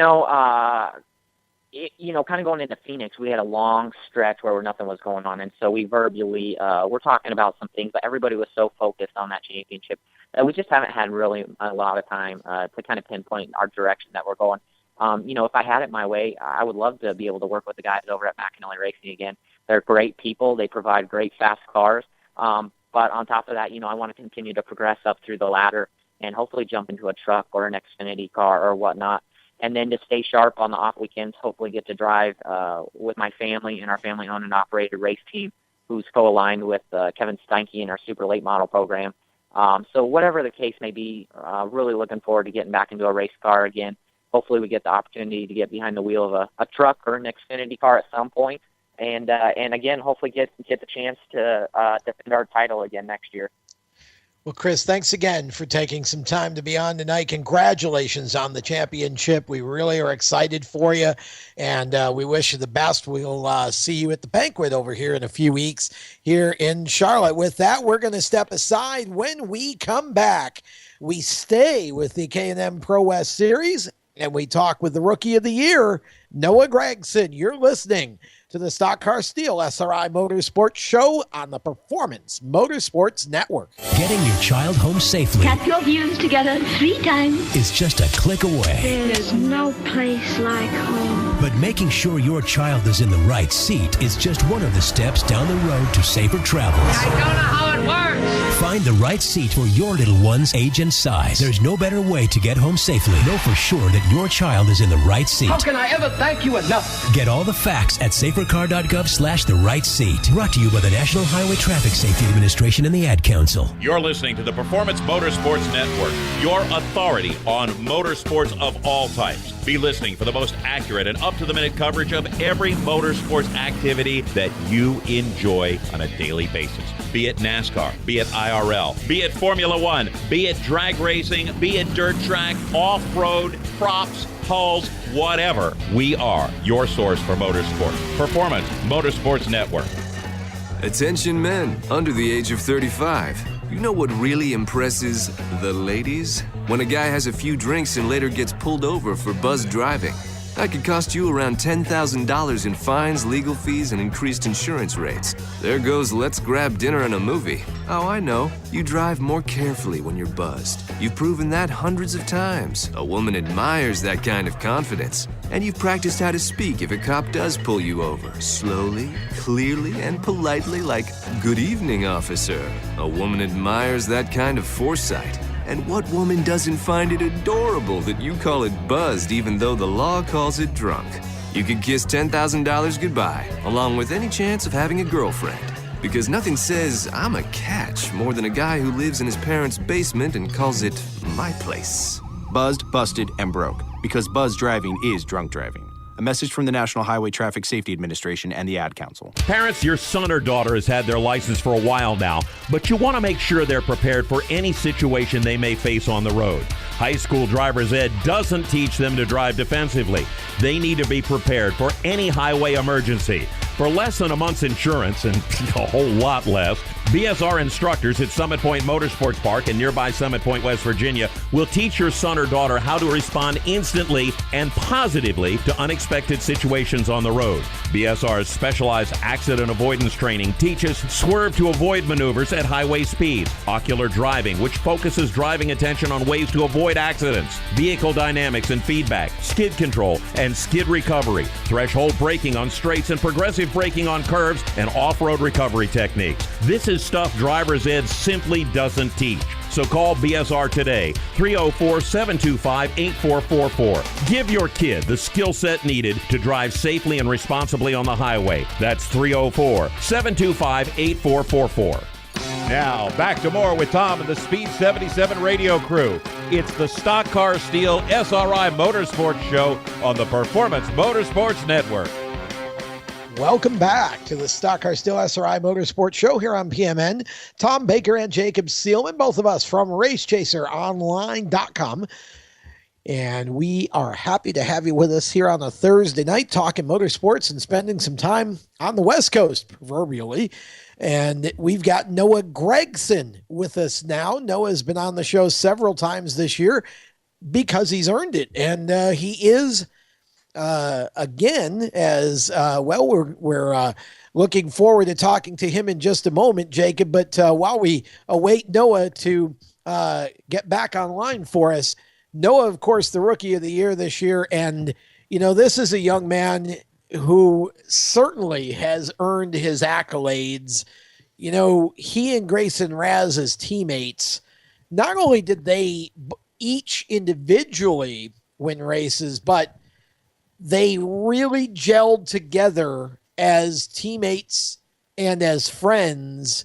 And considering both of them are very young and both of them are fighting for the same opportunities, so to speak, that's not something you see every day. And so Noah definitely is a driver that we're going to have to keep an eye on over the next couple of years as he starts to climb the ladder. Well, yeah, and keep in mind that he also finished second in the championship this season. Oh, by the way, as Chris Eggleston mentioned during our last segment, and beat out his teammate Grayson Raz for Rookie of the Year. They were both in the middle of the championship fight. It was kind of unbelievable, to be honest, the job that both those young drivers did at just 17 and 18 years old, respectively. But Noah, I think, really impressed me because every time I thought he was going to crack under pressure, he rose to the occasion and made it happen, got a couple of wins this season, and, you know, just really kept himself in the championship hunt against a lot of pretty heavy odds. You know, some of the veterans in the field, David Mayhew, and,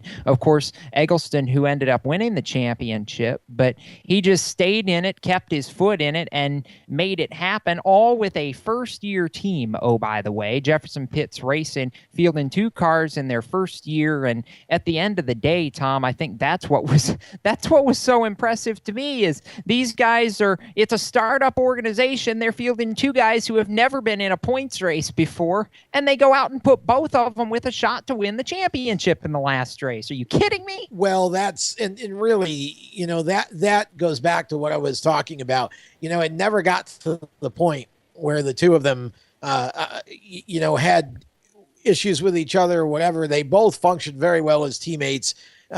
which really, makes a big difference for sure. And for Jefferson Pitts to have both of those cars in contention really says a lot about the team, not to mention the drivers involved. So, I think that Noah is definitely a driver, as is Grayson, that we're going to have to watch. And if we can get him back, I think he's having some signal issues from out west there. But if we can get him back, we definitely want to, talk to him about what he's got going next year, because kind of a lot of stuff going on around that. Yeah, a lot of stuff going on. And it's been interesting because I don't know that we really know what he's doing. And, we're about to find out. We're about to find out. That's exactly right. I think we finally wrangled him on the Race Chaser hotline Technical Devil, we beat you again. Anyway, Noah, first off, glad to have you on. And as Tom alluded to, normally we would be talking to you on the West Coast. You've jumped over to the East side, though, this weekend, and I want to hit on that real quick. Oh. You're in Myrtle Beach. Oh. Yeah, so first of all, thank you guys for having me on, and I enjoy talking to you guys right now in Myrtle Beach right now. We got here last night and went and checked out the track. I'm racing for Fathead Racing this weekend. So, a lot of decent fans. I've never been with the guys before back here, racing like mountain. So, we good know what to expect. Having realistic goals, and that was to finish every lap, and with finishing every lap, top 10 finishes come. That's what I wanted to get at the end of the year with top 10. Yeah, hopefully we'll be able to. We're going to try and work with Noah a little bit here and see if we can get him into a better situation there where he can talk with a better signal. But again, good to see him in Myrtle Beach. I guess he's going to run the aforementioned Myrtle Beach 400 weekend here. I want to give a shout out to the folks, by the way, from those guys have a great motorsports program out there, and they're sponsoring the whole week at Myrtle Beach. And so, just want to say thanks to those folks, because it's partners like them that make these races happen at the short track level. So, Jake, good to see that. Noah's over here running his late model. You just never know where you're going to find him next. He's running a K&N West race one day and a K&N East race the next and an ARCA race the next. And now he's in the doggone late model running in Myrtle Beach. I know. And see, that's the big thing. And that's where we really don't know exactly what we're going to have for him in 2016 yet. I really don't know that he knows what he's going to be doing in 2016 just yet. There's been a lot of rumors, Tom, flying that after such a successful debut for Mason Mitchell Motorsports in Kentucky, that he might be tied to a program, some sort of a program with them for 2016. But a lot to be answered. He's obviously not old enough yet to run the entire ARCA schedule. It'll be interesting to see, where the apples may shake out for that. If the opportunities were right, we know there's going to be at least 2 cars, if not a couple of more, open in the K&N Pro Series East for 2016. I'd love to see him make the jump over here to the East Coast, because I think he's a driver. He showed it at Iowa. He could come into this East Series and really do a job like a William Byron or even a J.J. Haley, though J.J. hasn't had the finishes to show for it this season, has done on the East side. Go run up front and win races. Yeah, there's no question that, these guys, and a lot of these drivers you mentioned, JJ, a lot of these guys are now so much more versatile. I was having a conversation over the weekend with somebody at Myrtle Beach about this exact subject, and the idea that you look at the drivers who are coming up now, and you even look at the fact that a lot of these kids, whereas in the past, the training grounds have been mostly short track late models going into NASCAR. You didn't have as many of these, K&Ns, and I mean, you had Hooters Pro Cup, but now some of these series are running road courses. And so you just look at even that aspect of it.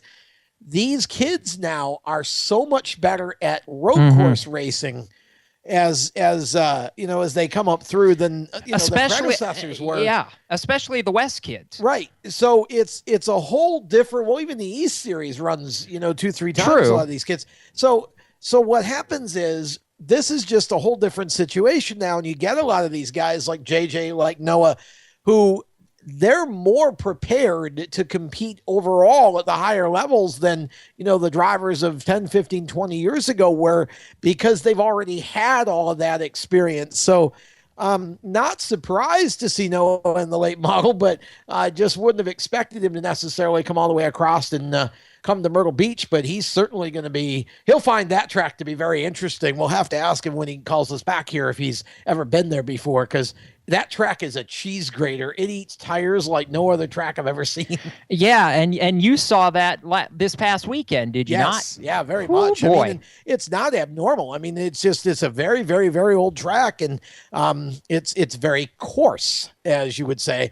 That's a word used to describe cheese. Yes. So it is definitely a very coarse surface, and that's what makes it such a challenge. I mean, the driver that I was down there working with, Ryan Millington, we started 37th and literally just saved tires for 3/4 of the race, and we were 25th at lap 75, wound up 5th at the end of 100. I mean, a lot of that was because of the wrecks, but it was also because at the end of the race, we had one of the fastest cars in the track because we had saved our tires longer.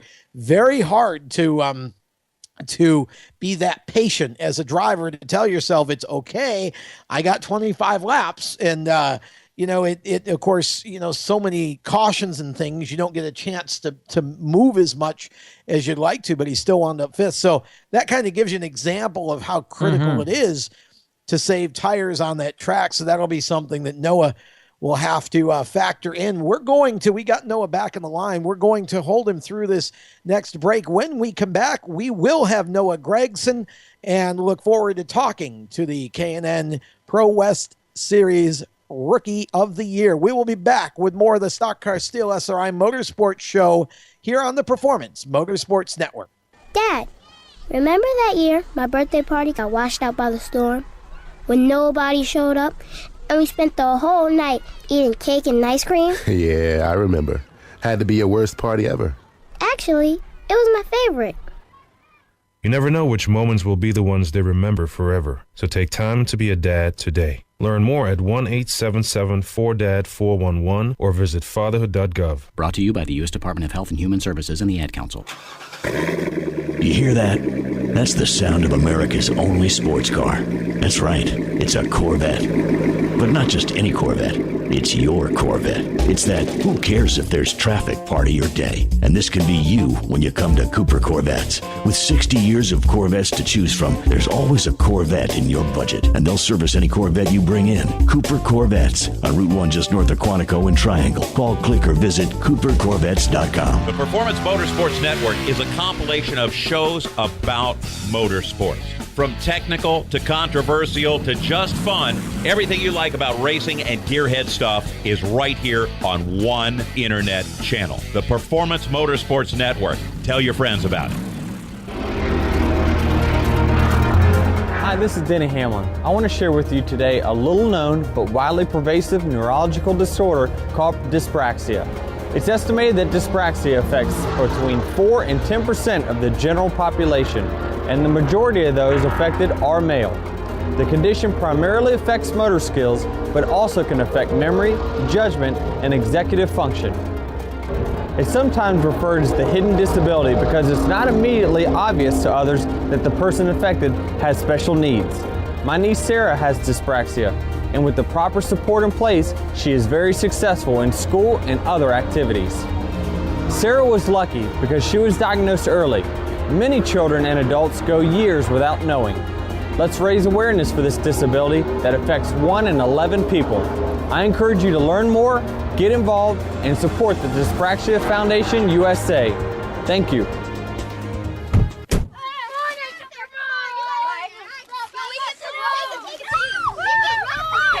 They'll challenge your authority. They'll try to break your will. They'll push you to the edge of your sanity. Because that's what kids do. But this car is your territory, not theirs. Defend it. Who makes the payments? Who cleans it? Who drives it? You do. That's who. And in here, your word is law. So when you say you won't move until everyone's buckled up, you won't budge an inch. Until you hear that click. Never give up until they buckle up.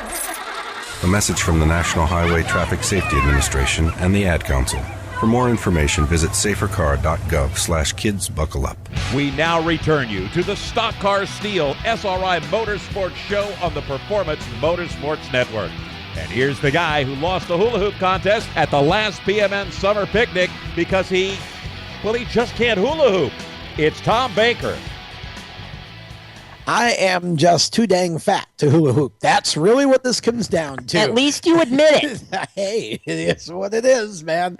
I just, it's that seafood diet. I see food. I like to eat it. Tom Baker and Jacob Steelman with you on a Thursday night. We call this Thursday Night Thunder. It is otherwise known as the Stock Car Steel SRI Motorsports Show. We're going to give Noah Gregson another try here. Technology not being our friend this evening with you, Noah, but we'll give this another shot here. Welcome back to the program.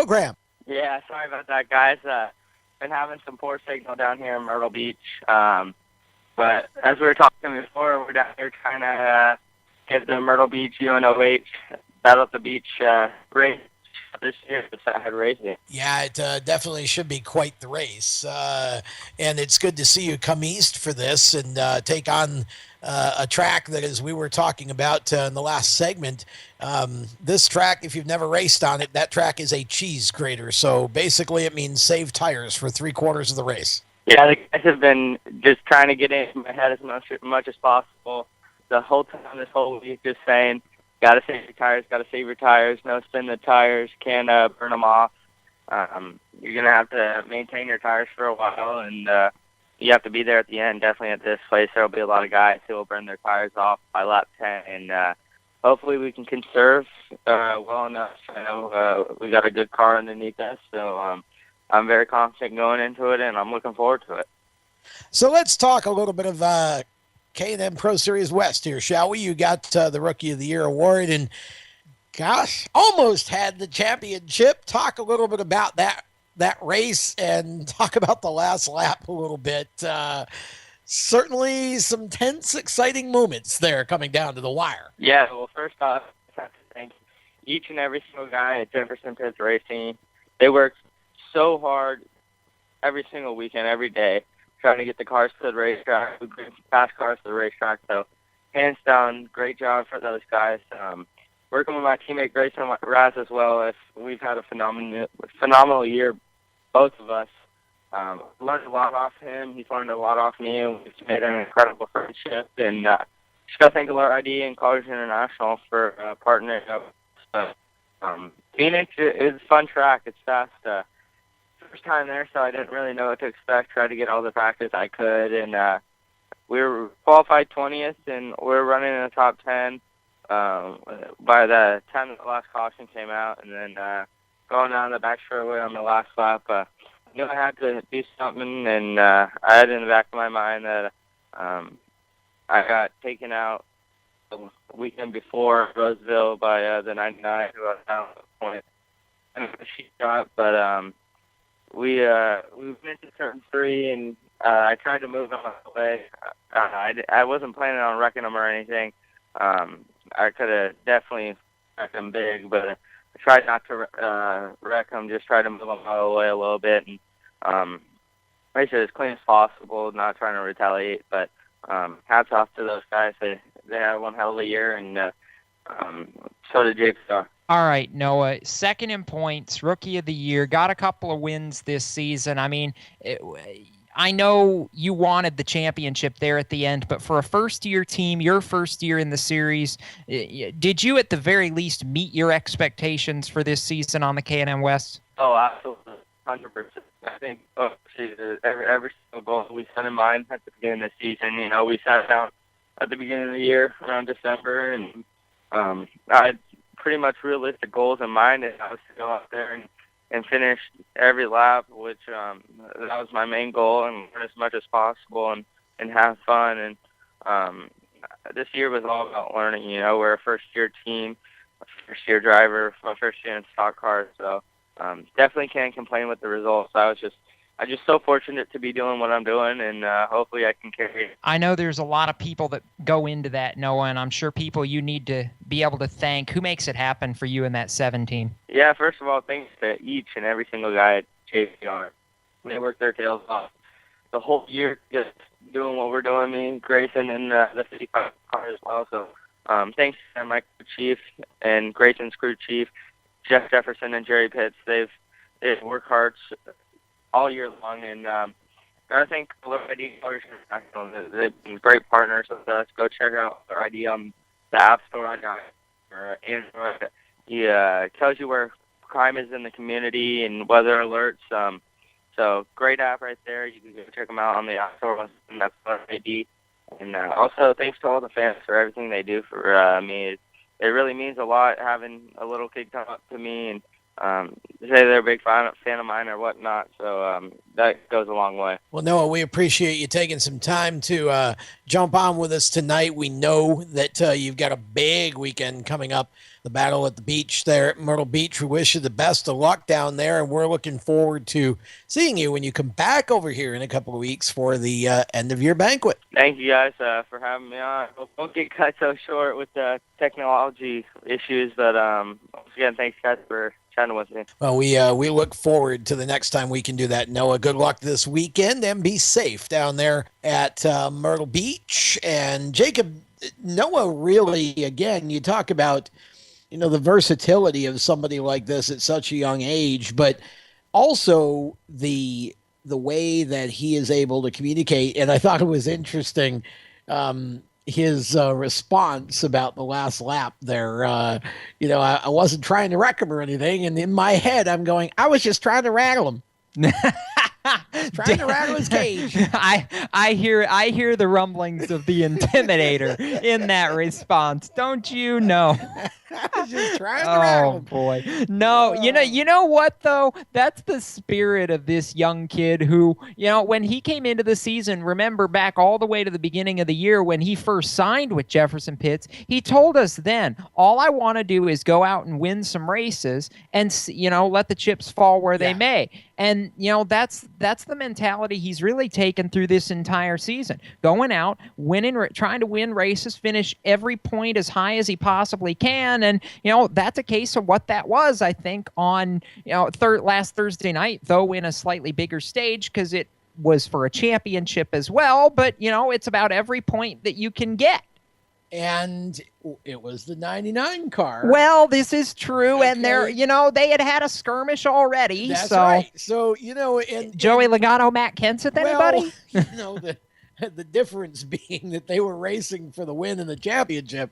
At that point, almost anything goes. Yeah. And that's always been the way it's been. And I'm sure Chris didn't mean to dump him when he did the a couple of races before either, but that's it was an interesting rivalry going down the stretch, and when we talked about how this could all play out, and I said that you can't discount that incident, factoring it into that race on Thursday, that there was a possibility that if those two were anywhere near each other, but it made it exciting, and it was good for Chris to win it, of course, and Noah certainly, I think, as you say, it showed the heart, and it showed the intensity that he has, and it's going to be fun there again to see where he lands for 2016, and we'll have a chance, I'm sure, when they all come over for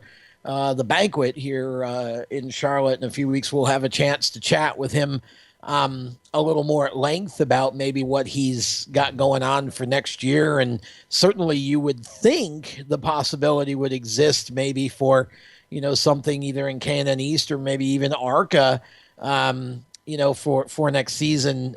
He's certainly done a little bit of both this year. Yeah, he really has, and I think we will see a little bit more ARCA out of him for 2016. I can't tell you exactly where, though I think it may well have something to do with Mason Mitchell Motorsports, Tom, who, by the way, if we can tie that into this show for just a minute, I had about hour conversation with Mason earlier this week, and we talked about a lot of things. And before the end of the weekend, you'll see, some of the highlights of what Mason and I talked about. But he is extremely high on Noah Gragson and his talent, especially after seeing the job that he did for Mason Mitchell Motorsports at Kentucky. I doubt he's the only one. Well, I do agree with you on that. But, one of the things that Mason said to me that stuck and makes me think that Noah may be a part of that program in some capacity next year is the fact that Mason doesn't think right now that they're going to have a dedicated program to go after the Drivers' Championship like they did this year with Austin Self. He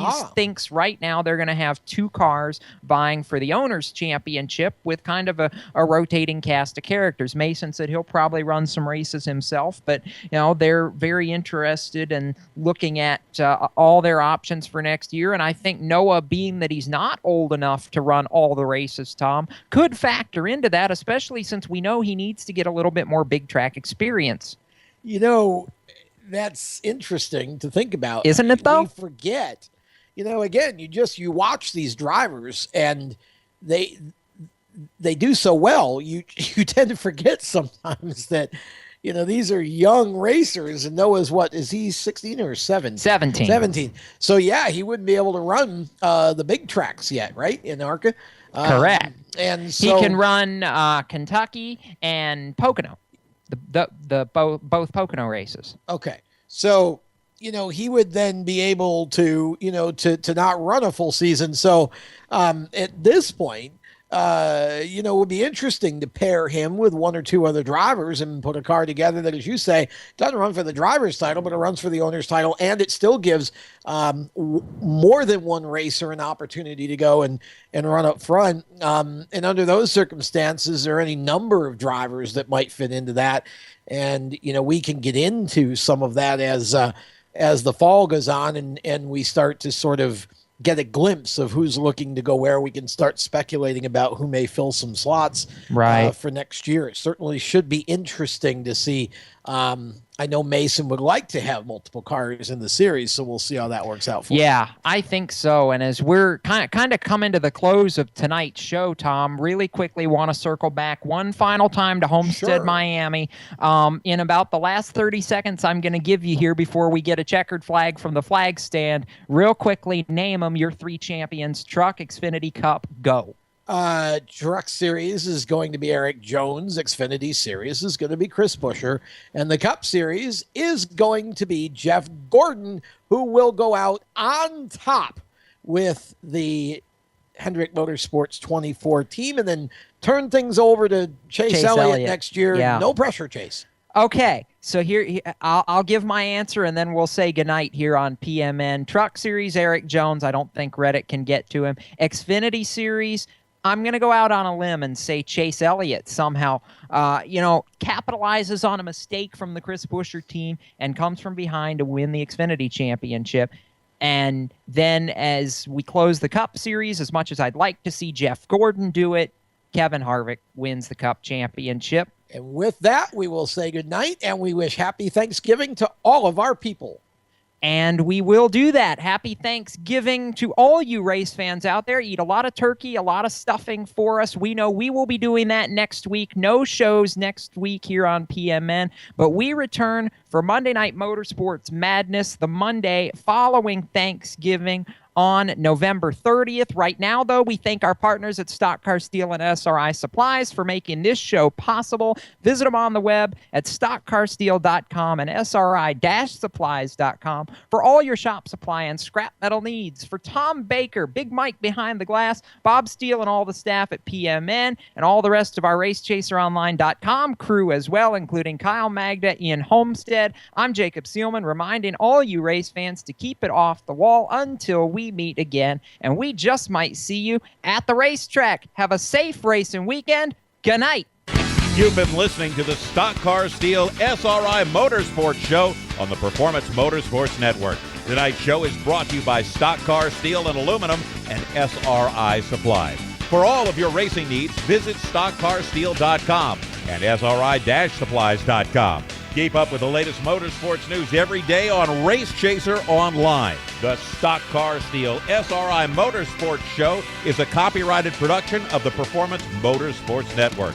www.performancemotorsportsnetwork.com, a member of the Scorpion Radio Group, Inc., and may not be rebroadcast, replicated, or saved in any media without the explicit written permission of PMN.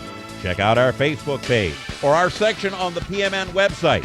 The opinions expressed on this program are those of the host, co-host, and guests, and do not necessarily reflect those of the management and ownership of either the Performance Motorsports Network or Scorpion Radio Group Incorporated, the advertisers, or the marketing partners. Be listening again next week for more great motorsports programming right here on the Performance Motorsports Network.